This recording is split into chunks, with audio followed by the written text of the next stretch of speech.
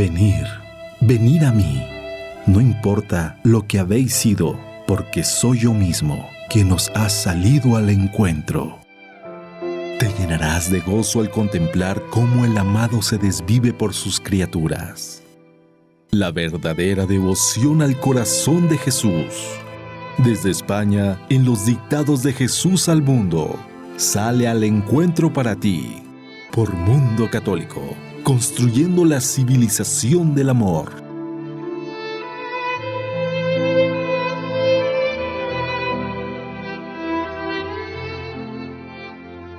Buenas noches, queridos amigos y seguidores de la verdadera devoción al corazón de Jesús. Continuamos en esta nueva etapa que ya iniciamos hace unas semanas, donde estamos profundizando de nuevo en el corazón de Jesús, pero con este nuevo enfoque a través de la Sagrada Escritura, de la teología, del magisterio de los papas. Estamos sobre todo viendo en estos últimos programas lo que dice la Escritura, ¿no? La Biblia, esa carta de amor de Dios, donde Él mismo va expresando quién es Él y cómo de esta forma podemos entender mucho mejor cómo es su corazón, ¿no? Cómo es lo íntimo de Dios. Así que vamos a seguir avanzando en esta línea y hoy tenemos un nuevo título que vamos a preguntar a Marisa, ¿no? ¿Qué tenemos para hoy, para este día? El título de este programa es El amor es el supremo atributo de Dios.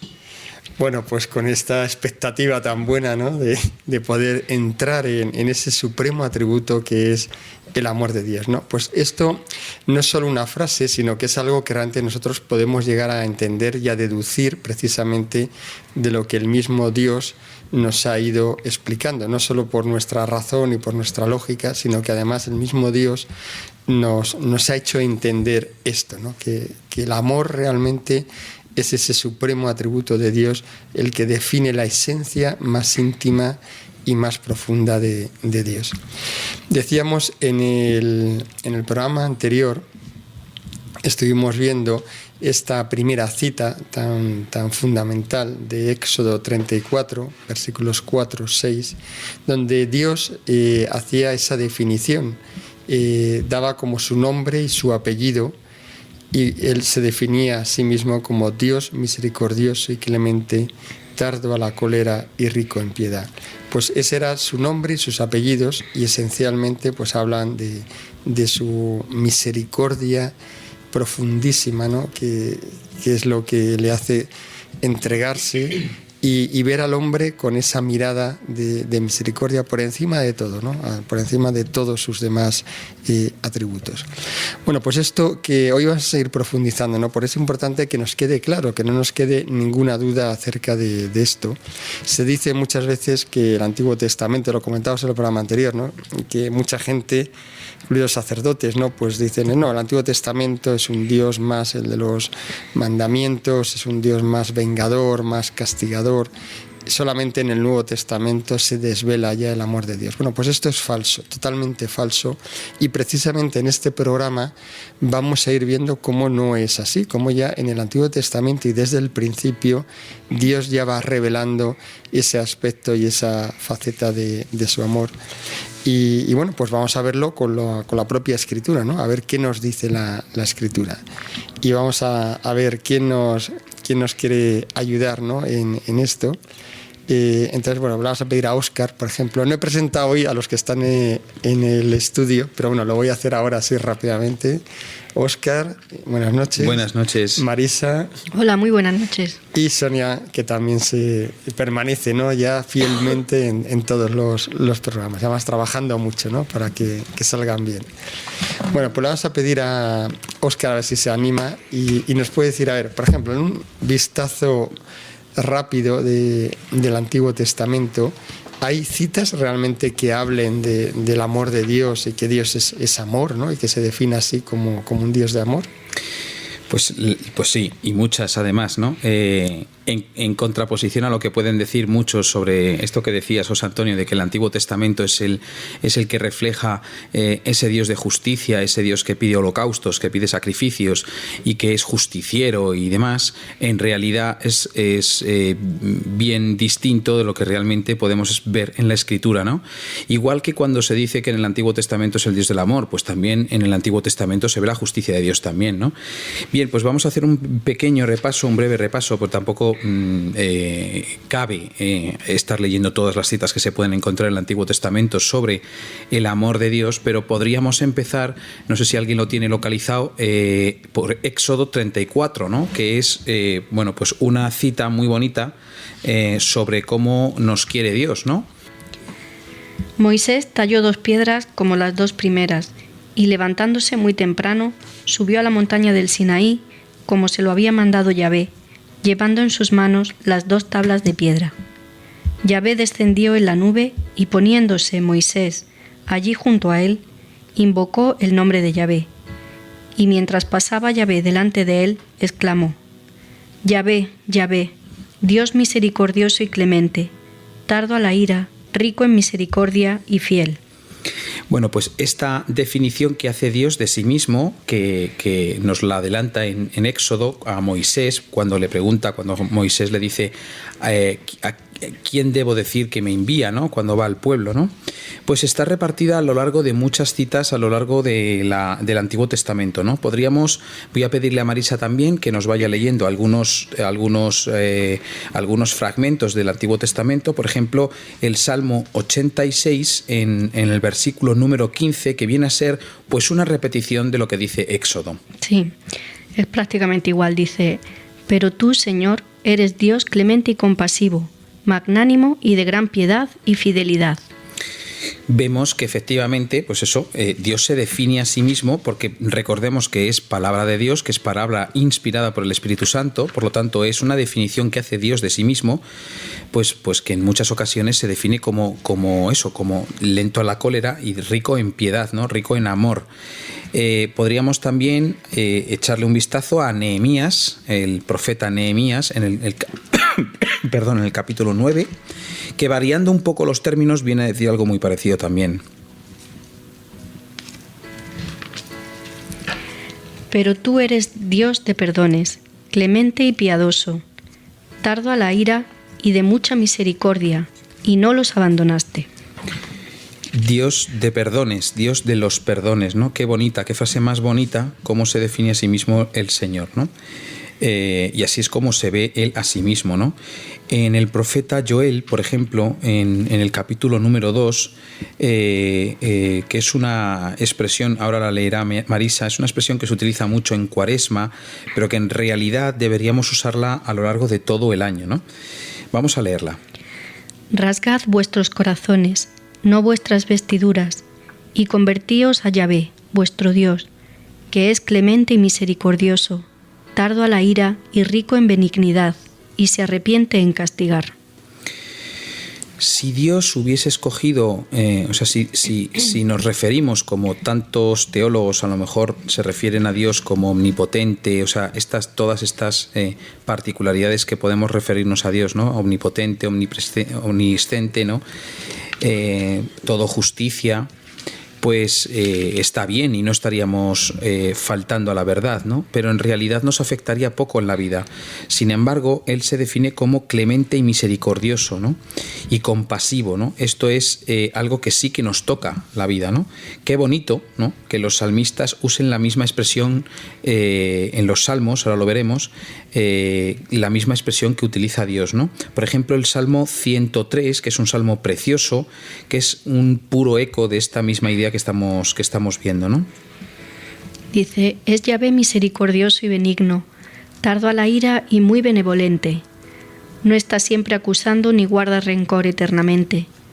No nos trata a la medida de nuestros pecados, ni nos paga conforme a nuestras iniquidades, sino que cuanto sobre la tierra se alzan los cielos, tanto prevalece su piedad sobre los que le temen. Cuán lejos está el oriente del occidente, tanto aleja de nosotros nuestras culpas. Cuán benigno es un padre para sus hijos, Tan compasivo es Dios para con los que le temen. Pues Él conoce de qué hemos sido hechos, se acuerda de que no somos más que polvo. Dice, como se alzan los cielos, ¿no? ¿Cuál es la altura de los cielos? Infinita, ¿no? Pues en ese sentido es el amor de Dios, es incomparable con los amores humanos, ¿no? Es infinito, ¿no? Y después también pone una comparación preciosa, ¿no? Se compara con la ternura de los padres para con sus hijos, ¿no? Qué comparación tan bonita, ¿no? Desde siempre y hasta siempre, ¿no? En el Salmo 45, por ejemplo, también vemos esto, ¿no? Clemente y misericordioso es Yahvé, tardo a la ira y de gran piedad.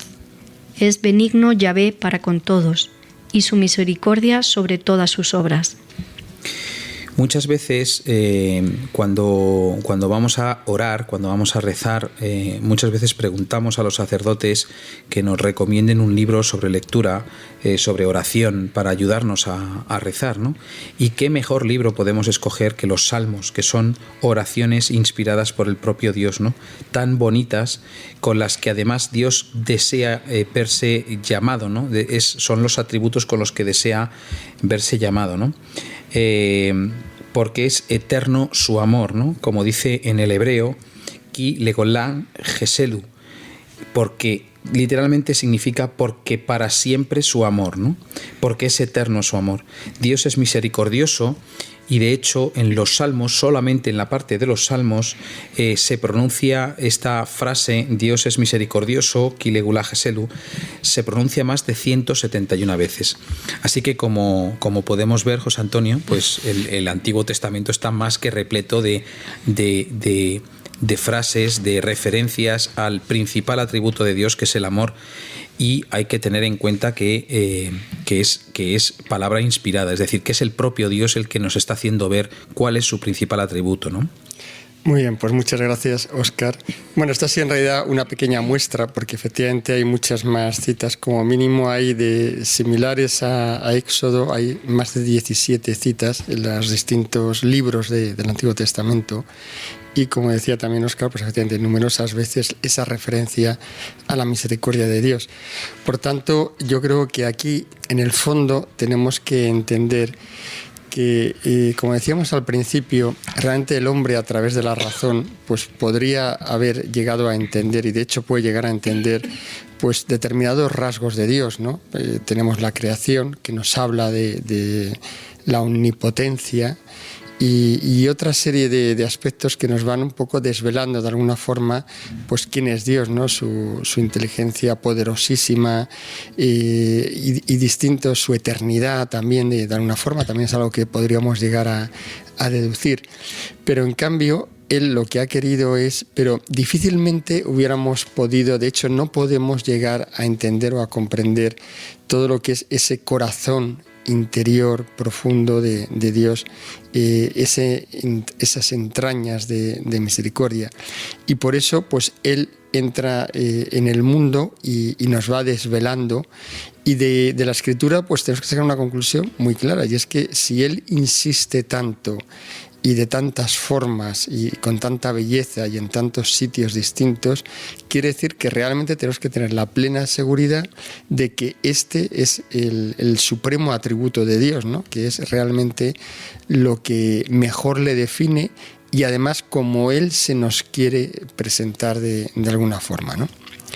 Vamos a ir viendo, porque yo creo que hay más sitios donde, no solo ya de la Escritura, sino que es interesante también pues ver qué van diciendo pues los distintos santos y teólogos, ¿no? También acerca de este tema, ¿no? Del amor de Dios, ¿no? A ver, Sonia, si ha encontrado alguna cosa. Sí, Santo Tomás ya decía que el mayor atributo de Dios, el supremo atributo de Dios, era el amor, ¿no? Por lo tanto, lo vemos como no un atributo más, ¿no? Como podría ser la omnipotencia o la justicia, ¿no? Sino como el mayor atributo, ¿no? que se le puede dar a Dios, ¿no? Y que Él lo tiene, ¿no? Los salmos, las 2/3 partes, cantan este amor de Dios, ¿no? Siempre repiten porque es eterno su amor, ¿no? Y también podemos verlo como lo interpreta Juan Pablo II en la Dives in Misericordia, en la encíclica. En el número 13 dice que el atributo más estupendo del Creador y del Redentor es el amor. No en sí, es decir, no al amor a sí mismo, sino respecto al hombre. O sea, que lo que más la característica mayor de Dios es el amor que tiene al hombre. Y también Santa Faustina Kowalska dice: mi corazón se regocija con este título de misericordioso. Por lo tanto, la misericordia es el atributo más grande de Dios, ¿no? Y a Dios le gusta precisamente que le llamemos misericordioso, este atributo, ¿no? Que tanto lo repite. Y que le veamos como tierno, como clemente, como bueno, como amable, ¿no? Más que otras características de Dios como la justicia o su poder creador o su omnipotencia, ¿no? Entonces, bueno, pues es un atributo que Dios mismo pues goza con que le llamemos así, ¿no? El Señor de la misericordia, ¿no? Y bueno, pues si lo pensamos también a nivel humano, pues a nosotros precisamente nos gusta mucho más que nos alaben por una actitud nuestra, por nuestra bondad, por nuestra grandeza de corazón, por nuestra generosidad, ¿no? Magnanimidad que por otras cosas, pues por el dinero que tenemos o por la casa o por cualquier otro elemento externo, ¿no? que no afecta a nuestra persona, ¿no? Y bueno, pues yo creo que pues muy interesante también esto que nos dice Sonia, porque vemos que efectivamente, la verdad es que también a nivel de los santos teólogos también podríamos haber hablado mucho, pero bueno, yo creo que es ir dando pinceladas para que se nos vaya quedando esta idea, ¿no? Que de alguna forma los teólogos cuando profundizan, o los santos, ¿no? A lo largo de su vida, pues cada vez se maravillan más de esto. Y me ha gustado mucho lo que decía Sonia acerca del hombre, porque claro, aquí hay una conclusión también, y es que el hombre hecho a imagen y semejanza de Dios, lógicamente, por conclusión, si está hecho a imagen y semejanza de Dios, en el hombre también la grandeza del hombre y el mayor atributo del hombre es precisamente el amor. Y un amor que refleje ese amor de Dios. Por tanto, esa es la medida para medir el hombre, o sea, para medir al gran hombre, el hombre perfecto, el mejor hombre, podríamos decir, pues lo tendríamos que medir precisamente con la escala del amor, cómo ama este hombre y cómo entrega su amor. Y entonces, claro, esto cambia radicalmente, porque claro, cambia la perspectiva que tenemos del criterio del mundo, que son criterios totalmente distintos, ¿no? La grandeza del hombre está más en su poder terrenal, en lo que manda, en la riqueza, en la sabiduría, ¿no? En la inteligencia. Eso es lo que habitualmente son los criterios que estamos acostumbrados a utilizar, pero a la luz de esto, en realidad deberíamos decir, no, el gran hombre, el mejor hombre, es el que ama más y se entrega más. Y esto, pues claro, nos cambiaría radicalmente esta visión, ¿no? Y cómo consideramos a las personas si cambiamos realmente este criterio, ¿no? Bueno, vamos a seguir profundizando un poquito más, porque aquí todavía hay muchas cosas, ¿no? A ver, Marisa, si hay alguna cosa más así que podamos rascar, ¿no? Pues sí, por ejemplo, en el libro del Deuteronomio, que yo creo que después del libro de los Salmos es uno de los que refleja mejor cómo es el amor de Dios, ¿no? Y además con unos acentos muy bonitos. Por ejemplo, en Deuteronomio 15... y siguiente, pues podemos ir leyendo. Dice: y solo con tus padres se ligó amándolos, y a su descendencia después de ellos, a vosotros, a quienes ha elegido de entre todos los pueblos, como lo muestra hoy. Por el amor que os tiene Yahvé y para ser fiel al juramento hecho a vuestros padres, os sacó con mano fuerte, os rescató de la esclavitud, del poder del faraón, rey de Egipto. Perdón. O sea que Dios utiliza su omnipotencia, su fortaleza, su capacidad de hacer milagros, pues por amor, que es lo que le mueve a él. Y hay una frase preciosa, ¿no?, que nos puede incluso hasta chocar, cuando dice que Yahvé se enamoró de tus padres y Israel los amó, escogió a sus descendientes, porque a veces, pues a lo mejor nos cuesta pensar que Dios se puede enamorar de nosotros. Y es que Dios pues pone toda su sabiduría, toda su ciencia, todo que es infinita, pues en hacer nuevos planes. Cada vez que nosotros los rompemos, pues una y otra vez con nuestro pecado, pues Él pone en maquinaria su ciencia y su imaginación, pues para siempre con nueva ternura y con nuevos matices de amor, pues para salvarnos, ¿no? Bueno, esto sí que me ha impresionado, Marisa, porque si lo he entendido bien, o sea, quiere decir que es un poco como si Dios utilizara todos sus atributos al servicio precisamente del supremo atributo que es el amor, ¿no? Y entonces pone pues toda su inteligencia y toda su omnipotencia precisamente para poder amar al hombre y poder ayudar al hombre, ¿no? Porque por eso es el amor, claro, un amor que sea así puramente teórico, pero que no actúe, no sería un verdadero amor. Por tanto, Dios actúa con toda su fuerza, su omnipotencia, su inteligencia, pero realmente al servicio del amor y del amor al hombre, ¿no? Que, como decías antes, pues efectivamente Dios está enamorado del hombre, es lo que vamos viendo. Todas estas expresiones, al final lo que nos llevan a entender es que Él está enamorado de nosotros y que está continuamente, pues eso, como pensando en nosotros, enamorado, viendo qué planes puede hacer, cómo puede mejorarnos, cómo puede hacer que seamos mejores o cómo puede salvarnos efectivamente de la perdición eterna, que es eso simplemente. La perdición eterna es simplemente el alejamiento total del amor de Dios y el no poder estar en su amor. Esa es la condena eterna en el caso del hombre, ¿no?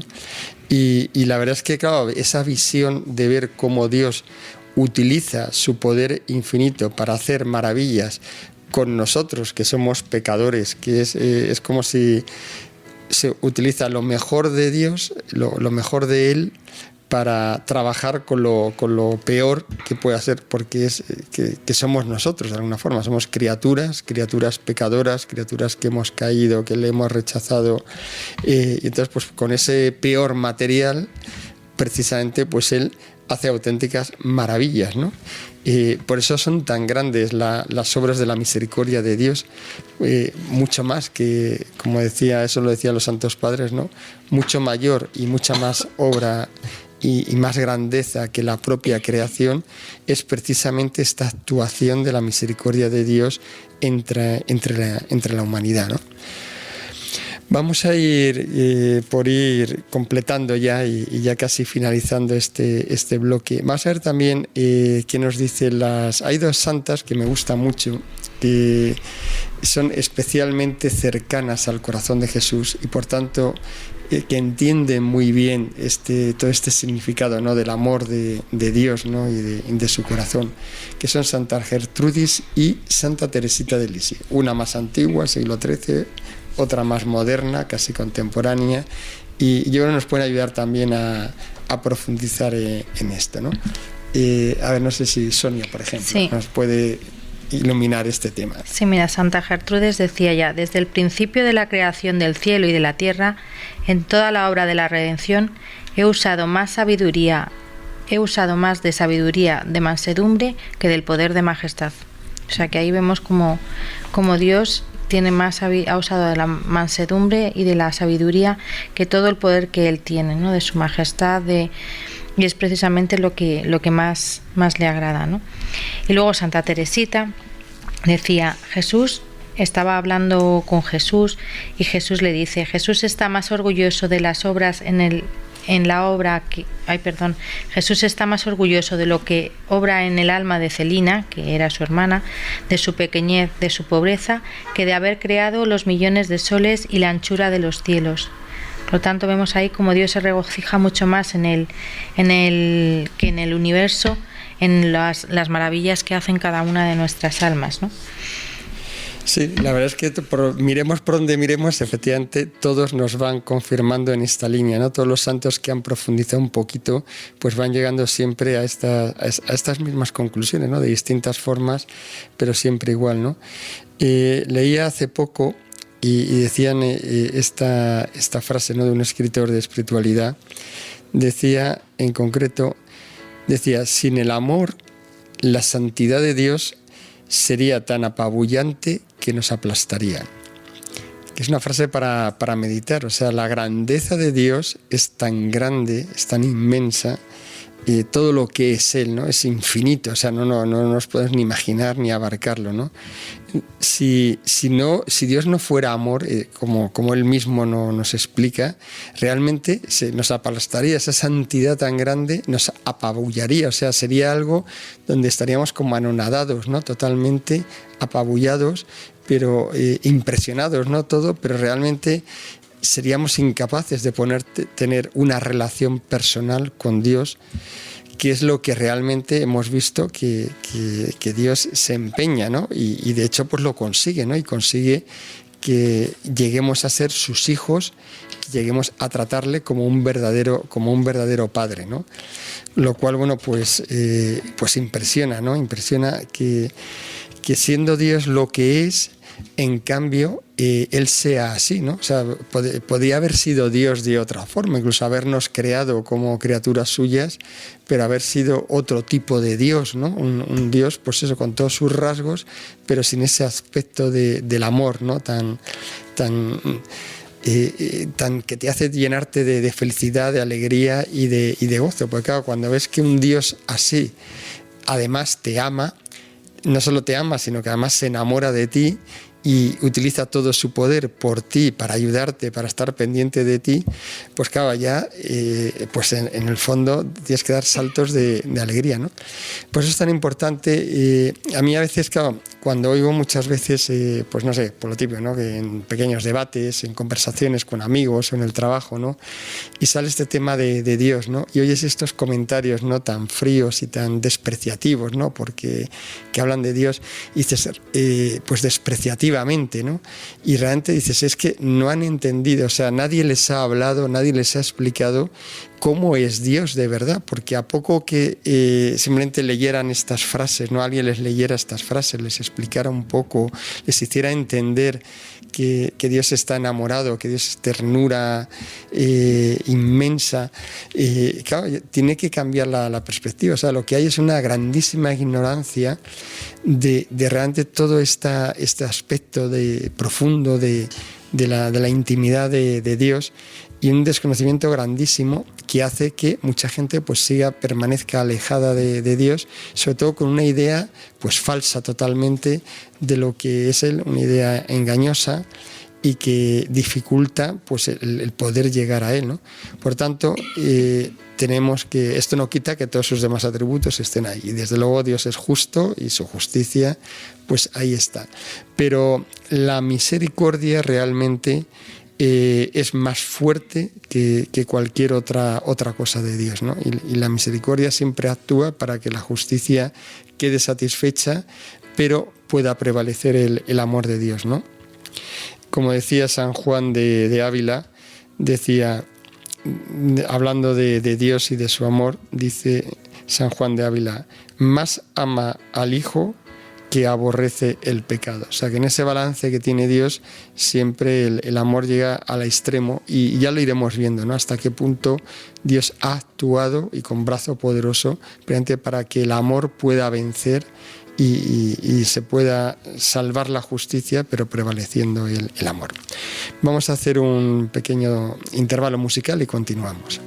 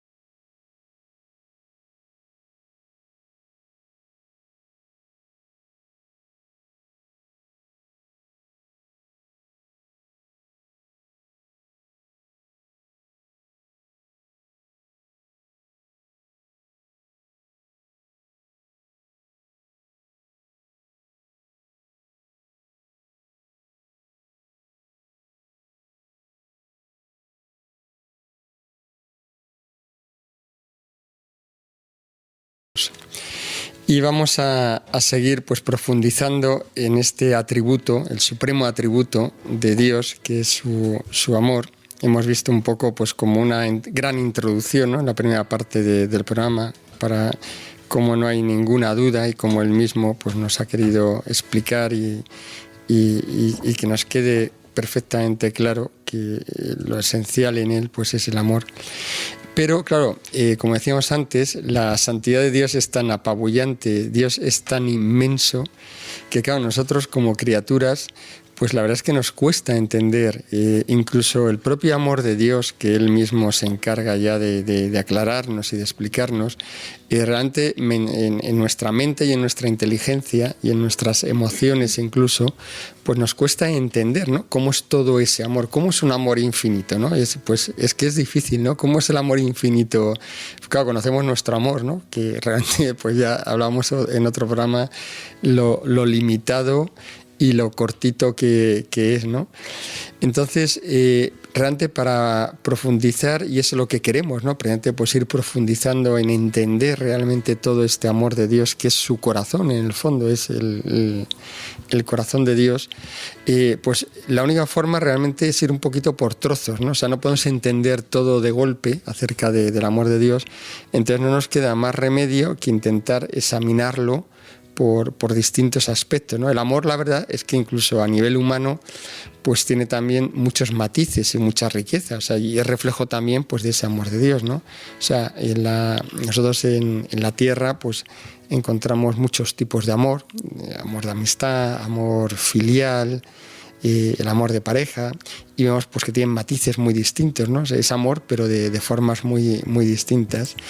Y con Dios, bueno, pues esto es como todavía mucho más a lo grande, ¿no?, y mucho más infinito. Y entonces la mejor forma pues de ir entendiendo todos estos matices que tiene su amor, pues casi decirlo, está en él, claro, es lógico, es solo un único amor y todo eso está unido y es una única cosa, pero nosotros si queremos entenderlo, pues no nos queda más remedio que ir como saboreando, meditando, entendiendo las distintas facetas, ¿no?, que tiene él. Sería como ese poliedro, ¿no?, precioso, brillante, que tiene distintas caras, y entonces vamos un poco pues fijándonos, ¿no?, en cada cara para realmente pues poder admirar y contemplar y entender pues todo lo que es él, ¿no? Y entonces, bueno, pues vamos a ir viendo esos rasgos, ¿no? ¿Qué rasgos tiene el amor de Dios, ¿no? Y bueno, pues vamos a ver qué han hecho nuestro equipo, ¿no?, de investigación, ¿no?, acerca de este amor, ¿no? Entonces, vamos a empezar por Óscar, a ver, que siempre se anima. A ver, ¿qué rasgos podría haber? Pues dime un rasgo, si quieres, por el que podamos empezar. Pues, ¿no?, que es personal. Personal, bueno, claro. ¿Eso qué querría decir? A ver, un amor que es personal, ¿qué quiere decir esto? Vamos a, yo le voy a pasar también la pelota a Marisa, porque para hablar de este rasgo del amor de Dios, que no es un amor en abstracto, que no es un amor hacia toda la humanidad en concreto, sino que nos ama personalmente a cada uno de nosotros, que es un amor personal, vamos a leer una cita de uno de mis profetas favoritos, Isaías. A mí me encanta este profeta porque se refiere también mucho a Jesucristo. Vamos a leer el capítulo 40, no entero evidentemente, pero sí vamos a leer un fragmento del capítulo del versículo 43 de Isaías. Porque eres a mis ojos de muy gran estima, de gran precio, y te amo. Bueno, pues clarísimamente se está refiriendo a Isaías, o Dios en realidad, de forma inspirada a través del profeta Isaías, hacia un amor, se ve perfectamente un amor personal, ¿no? Y es que, como decíamos antes, si nos fijamos en los atributos de los que hablan los teólogos de Dios, pues la verdad es que nos mueve poco, ¿no? Si nos fijamos en la sabiduría de Dios, en la omnipotencia de Dios, etcétera, no nos sentimos movidos por esos atributos de Dios, ¿no? Sin embargo, si Dios es amor, claro, sí me afecta. Si Dios es amor, sí me afecta, porque equivale a que Dios me quiere, ¿no? Me quiere a mí mismo, ¿no? Decía San Juan, creemos en el amor que Dios nos tiene, ¿no?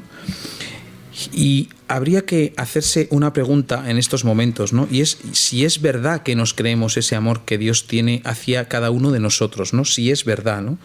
Rezamos en el credo, creo en Dios Padre Todopoderoso, Creador del cielo y de la tierra, ¿no? A veces a lo mejor lo recitamos demasiado rápido, demasiado de forma mecánica, demasiado rutinariamente, ¿no? Y a lo mejor no nos creemos realmente lo que estamos diciendo, ¿no? ¿Nos lo creemos de verdad? Cabría decir que no, ¿no? Cabría decir que no.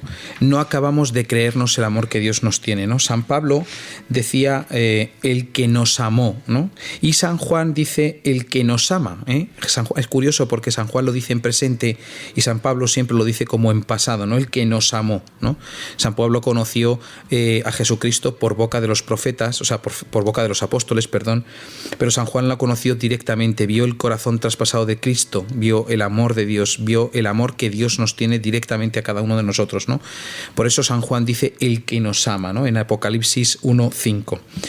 Bien, decíamos, Dios no ama no ama la humanidad en abstracto, ¿no? No nos ama a todos en concreto y sin embargo a cada uno de nosotros pues oye, mira, apártate porque en realidad tampoco a ti tampoco te quiero, ¿no? No, nos ama en concreto a cada uno de nosotros, ¿no? Y en ese capítulo de Isaías 43, que yo animo a nuestros oyentes a que lo lean detenidamente, porque es precioso, ¿no? No solamente lo que ha leído Marisa, sino todo ese número 43 de Isaías es una declaración de amor a cada uno de nosotros, ¿no? Y quizás, pues eso, quizás no lo sabemos entender, ¿no? Porque hay que pensar que Dios nos ama de cualquier manera, de forma incondicional. Todo el Antiguo Testamento, toda la escritura en el Antiguo Testamento es una declaración de amor constante de Dios hacia su pueblo, hacia el pueblo escogido, hacia Israel, ¿no? Y cómo se ve perfectamente, pues en muchos libros, ¿no?, del Antiguo Testamento, cómo constantemente el pueblo de Dios está rechazando a Dios, ¿no? Y constantemente Dios está volviendo a recuperar el amor del hombre, ¿no? O sea, que Dios está enamorado del hombre y es como ese enamorado que está persiguiendo constantemente a su amada y su amada le está siendo infiel constantemente, ¿no? Y hay que pensar que Dios nos ama con nuestros fallos, con nuestras... Vamos a decirlo no en la primera persona del plural, sino en la primera persona del singular, ¿no? Dios me ama con mis fallos, con mis patologías, ¿no?, con mis pecados, ¿no? No solamente los pasados y los presentes, sino también los futuros. Esto es una cosa que apabulla, ¿no? Dios conocía Jesús en la agonía del huerto de los olivos, conocía el pecado del hombre futuro, ¿no? El Satanás se lo hizo ver. Y aún así Dios nos sigue amando, conociendo nuestros pecados futuros nos sigue amando. Si nosotros conociéramos nuestros pecados futuros probablemente desfalleceríamos, ¿no? Sin embargo, Él lo sabe, Dios lo sabe y nos ama, ¿no? Y además nos llama a nosotros con nuestro propio nombre, ¿no? Nos ama con nuestro propio nombre. Hay una anécdota muy bonita que un día escuché, ¿no?, de un párroco que a sus feligreses les estaba contando pues la parábola esta, ¿no? La palabra de Dios, la palabra de Jesús, cuando les dice a sus apóstoles, cuando le pregunta a sus apóstoles, ¿quién dicen los hombres que es el Hijo del Hombre, ¿no? Y entonces pues estaba escenificando este momento de Jesús con sus apóstoles, ¿no? Y entonces le iba preguntando a cada uno de los feligreses, a ver tú, Luis, ¿quién es para ti el Hijo del Hombre, ¿no? Y entonces pues Luis decía, pues para mí Jesucristo es un gran personaje. Muy bien, muy bien. A ver tú, Luisa, ¿qué es para ti? ¿Quién es para ti el Hijo del Hombre? Pues para mí el Hijo del Hombre es una mujer es un hombre que hacía milagros, que hacía grandes milagros. Bueno, muy bien. Y entonces llega el momento de preguntarle a una niña pequeña que había en la parroquia, ¿no? Y le pregunta a la niña pequeña, ¿quién es para ti Jesucristo? Y la niña pequeña contesta, alguien que no se olvida de mi nombre. esa respuesta que puede parecer infantil, en realidad está muy cargada de mucha verdad, ¿no? Porque es verdad, y en la Escritura se ve eso, que no se olvida hasta de nuestro propio nombre, hasta los últimos pelos de nuestra cabeza, ¿no? No se olvida de nosotros, ¿no? Y pensó en mí. Hay que pensar en una cosa, ¿no? Pensó en mí concretamente. Antes de crearme pensó en mí, pensó en mi nombre, pensó en crearme a mí, ¿no? De entre los miles de millones de personas que podría haber pensado en crear, que no creó, al final terminó creándome a mí por amor, ¿no? Santa Teresita decía una cosa que era muy bonita, ¿no? Porque a ellos no y a mí sí, ¿no? ¿Por qué a ellos no? Le preguntaba al Señor, ¿no? Dice, ¿por qué a ellos no les creaste y a mí sí, ¿no? Y es que Dios llamó a los que quiso, como dice también la Escritura, ¿no? No hay que buscarle tres pies al gato, no hay que buscarle el por qué, sino es simplemente por amor, ¿no? Mi existencia es en realidad un fruto de un deseo de Dios, ¿no? Como dice Job, ¿no? ¿Qué es el hombre para que te fijes en él, ¿no?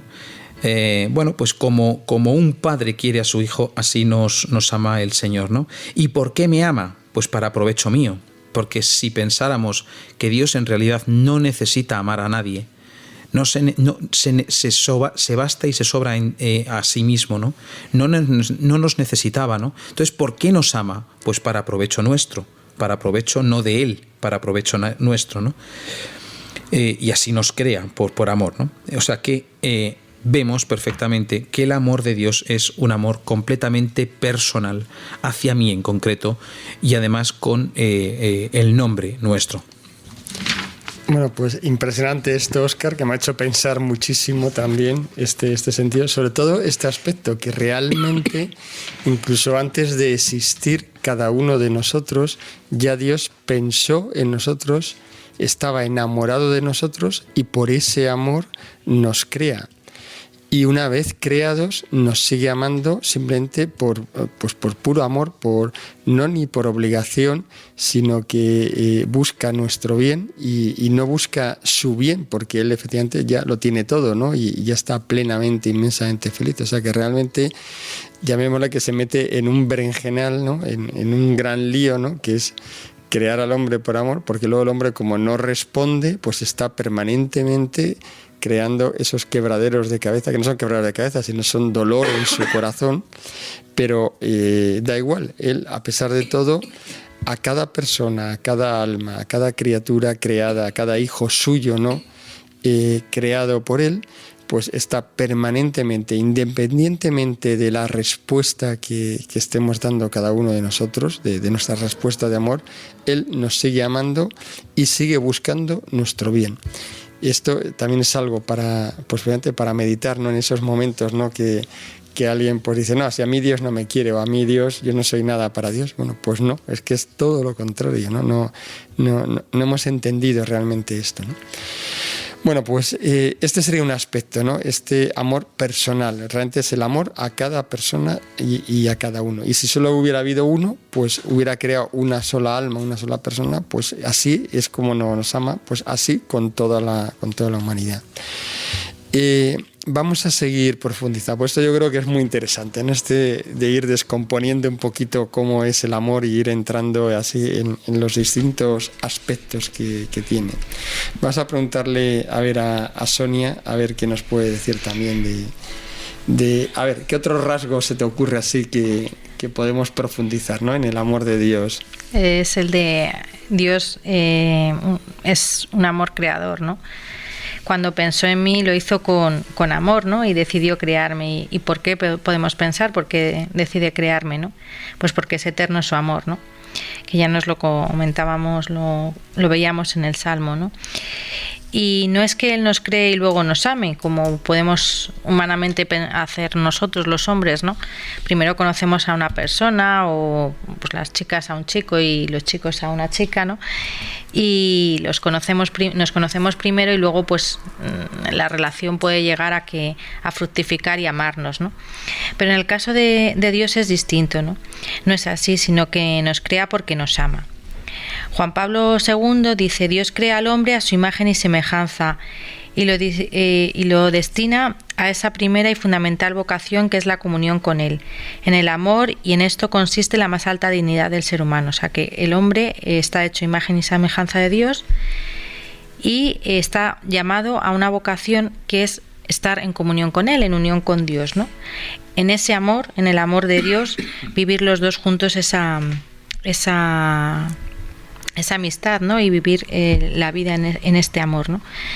Y con esto consiste la más dignidad del ser humano, la más alta dignidad del ser humano. No está en tener títulos, no está en el reconocimiento del mundo, sino sencillamente en el amor a Dios, ¿no? Y no estamos hechos precisamente para más que el amor de Dios, para esa unión a la que Dios nos llama cada día, ¿no? Y también el Concilio Vaticano II en la Gaudium et Spes, y es una cita preciosa, ¿no?, que deberíamos meditar mucho, ¿no? Y cada uno de los matices es: el hombre, nos dice, el hombre es invitado al diálogo con Dios desde su nacimiento, pero no existe sino porque creado por Dios por amor, es conservado siempre por amor, y no vive plenamente según la verdad, sino reconoce libremente aquel amor y se entrega a su Creador. O sea, es precioso porque ya se dice que el hombre es invitado, es una invitación que Dios nos hace, a dialogar con Él.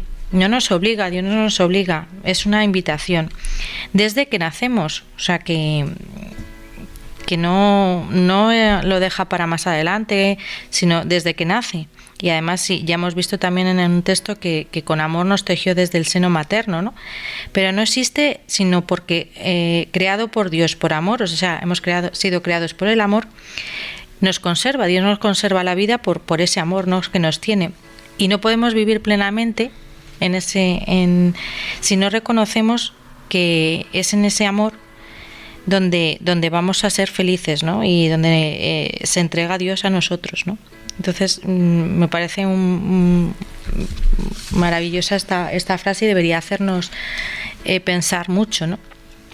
Y bueno, pues que también que nuestra existencia no fue casual, ¿no?, sino que Dios ha pensado no solamente en mí desde siempre, ¿no?, sino ha pensado pues también las circunstancias que me van a rodear, pues mi familia, mis amigos, mi trabajo, todo mi ambiente en el que voy a vivir, pues lo ha pensado Dios para mí, lo ha dispuesto para mí, todos los regalos que me va a hacer, ¿no? E incluso dentro de esos regalos pues está el de la creación. La creación fue hecha para el hombre, no para que podamos disfrutar de ella, ¿no?, y vivir en ella, ¿no? Entonces vemos como el poder creador de Dios hace que nos regale cada día nuestra vida, nuestra existencia, ¿no? Y como, no sé, toda la creación y todo lo que nos rodea, deberíamos ver precisamente ese amor que Dios nos tiene a cada uno de nosotros cada día, ¿no? Cada día nos regala la asistencia, cada día pone montones de circunstancias para que seamos felices, pequeños detalles, o sea, que es ver cómo Dios nos ama cada día y cómo se entrega a nosotros, ¿no?, en ese amor. Pues muy interesante también esto que nos comenta Sonia, pues efectivamente es otro aspecto distinto, ¿no?, que es esa omnipotencia que tiene Dios, cómo la utiliza para crear de la nada, porque realmente Él crea de la nada, y creando de la nada pues nos crea a nosotros. Y luego también este aspecto que también a veces pensamos poco, que es también el de la propia creación, ¿no? La creación muchas veces pues también nos apabulla un poco, ¿no?, cuando contemplamos todo el universo, no solo ya la Tierra, sino la totalidad del universo. La verdad también es apabullante, porque uno piensa en los miles, millones de estrellas, las distancias siderales de años luz, todas estas cosas que dices, bueno, pues es que somos nada, o sea, somos minúsculos, pero en cambio, cuando lo vemos con esta perspectiva, entendemos que realmente todo ese universo apabullante en el que parece que nosotros no somos nada, pues nosotros somos el centro de ese universo, porque todo el universo en su totalidad ha sido creado al servicio del hombre. Es como, llamémosle, pues la casita, ¿no?, la casita donde Dios nos ha puesto y simplemente para decir, bueno, pues aquí vas a vivir, te creo como alma y materia, ¿no? Que es la gran innovación, ¿no? que hace Dios en el hombre, ¿no? Quiere que sea así, ¿no? Una criatura, pero que está formada con espíritu y con materia, ¿no? Perfectamente enhebrados, ensamblados, y le da un sitio donde estar, y ese sitio es el universo, pero claro, ahí vemos la inmensidad de, primero, la omnipotencia, pero también del amor de Dios, ¿no? O sea, la obra que ha hecho Dios, o sea, el universo entero para el hombre, ¿no? Simplemente teniendo en cuenta que además nosotros vivimos en la Tierra y prácticamente a poco vamos, algún saltito que hemos dado ahí a la Luna y poco más, ¿no? Al sistema solar, pero ahí estamos y probablemente así permaneceremos, ¿no? O sea, difícilmente vamos a poder ir a esas distancias inmensas, pero en cambio a Dios no le ha importado, lo ha creado todo, o sea, que realmente es un amor pues totalmente creador. Y bueno, y no solo eso, sino que además, y aquí también estoy recordando otro aspecto que es muy interesante, que realmente es algo reciente, ¿no? Porque solamente la ciencia moderna ha sido capaz de descubrirlo y de entenderlo, que nos habla también de esto, ¿no? Encaja perfectamente con esta idea de un Dios creador, pero que crea por amor, ¿no? Y es algo que se llama, que probablemente pues muchos a lo mejor lo conocen, en física, el principio antrópico. El principio antrópico lo elabora en el año 1974 un físico, Robert Dicke, y explicándolo así en términos sencillos para que se pueda entender, lo que viene a decir es que cuando se estudia, ¿no? Pues todo lo que es las leyes internas del universo, el universo ya sabemos que nace en un determinado momento, que ha ido evolucionando, que se ha ido desarrollando, pero cuando se estudian todas las variables y las leyes que gobiernan este universo, pues se han encontrado una gran sorpresa, y es que estas leyes y estas constantes, ¿no? que determinan cómo evolucionan las estrellas, cómo funcionan las estrellas, etcétera, pues es como si alguien hubiera estado haciendo un ajuste muy fino, de tal forma que todas las variables que gobiernan esas leyes están perfectamente ajustadas para que la vida, y especialmente la vida del hombre, sea posible. O sea, si ahora nos pusiéramos a imaginar montones de universos y fuéramos cambiando ligeramente, yo qué sé, por la fuerza de la gravedad la variamos una milésima en su intensidad, o la radiación electromagnética variamos también este componente en una pequeñísima parte, o la fuerza débil que une los átomos con los electrones y los sujetos, le hacemos otra pequeña variación. Todo eso habría hecho que todo el entramado del universo tal como lo conocemos no hubiera sido posible. O sea, que es como si alguien hubiera estado allí detrás ajustando para que realmente todo fuera perfectamente encajable o que encajara con la existencia del hombre y con la vida del hombre. Por tanto, claro, el que tiene fe pues lo entiende, pero no le sorprende. Dice, claro, es que efectivamente ahí ha habido esa inteligencia de Dios, que es el que ha ido preparando todo, y que, pero bueno, nos maravilla que al hilo de la ciencia pues hayamos podido descubrir esto, ¿no? Es como otro detalle, otra sorpresa escondida que nos muestra Dios, y que en este momento pues que podemos descubrirlo. Para que no sea que lo diga yo no sé, a lo mejor Marisa, si nos puedes así comentar algo de lo que digan los físicos, ¿no? Que también así se refuerza más la idea, sí, ¿no?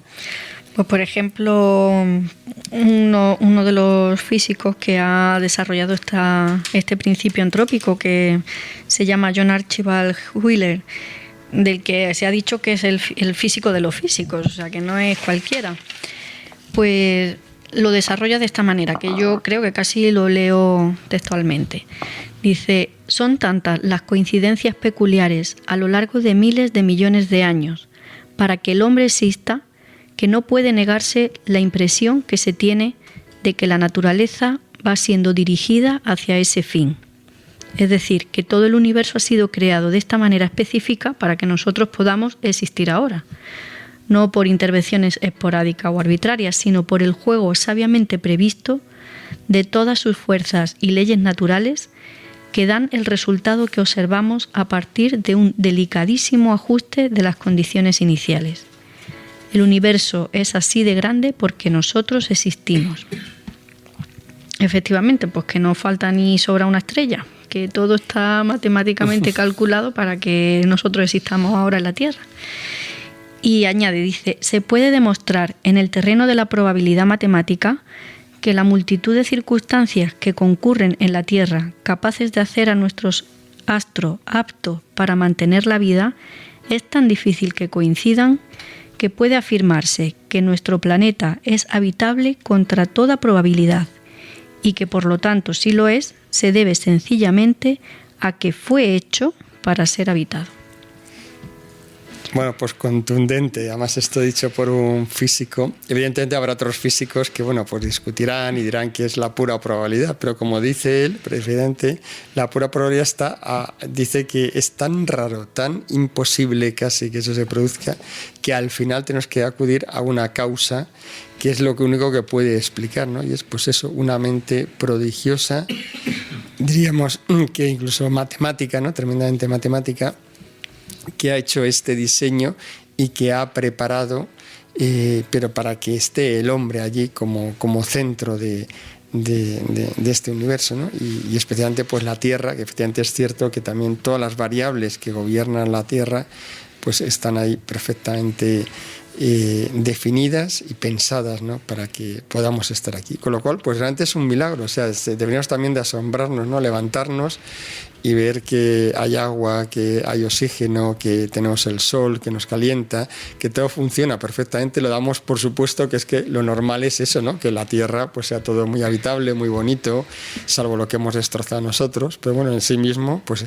Y en cambio, pues no. Resulta que la física lo que nos viene a decir es que realmente es un milagro que todas estas conjunciones pues se hayan producido para que nosotros ahora pues podamos realmente disfrutar y admirarnos pues de la maravilla de la Tierra y de la naturaleza, esto sin entrar ya en todos los matices, ¿no? De la propia naturaleza y de la propia Tierra. Por tanto, pues vemos ese amor creador que además crea, y crea, yo me atrevería a decir, incluso con una belleza también preciosa, ¿no? Porque cuando se profundiza en esto, pues lo que hay es una belleza por todos los lados, o sea que el amor de Dios es creador y además de belleza, ¿no? Pues ya no nos va a quedar más tiempo para seguir avanzando en este tema. Pero bueno, vamos a seguir. Yo creo que esto merece la pena, ¿no? Si os animáis a seguir avanzando en esto, vamos a ir dedicando más programas a examinar un poco pues todo estos matices que tiene el amor de Dios, que creo que van a hacer que por lo menos podamos responder y podamos amar a Dios con mucho más conocimiento de causa y con mucha más fuerza, entendiendo todo este amor que Él ha volcado en nosotros. Pues nos vamos a despedir ya y hasta el siguiente programa. Muy buenas noches.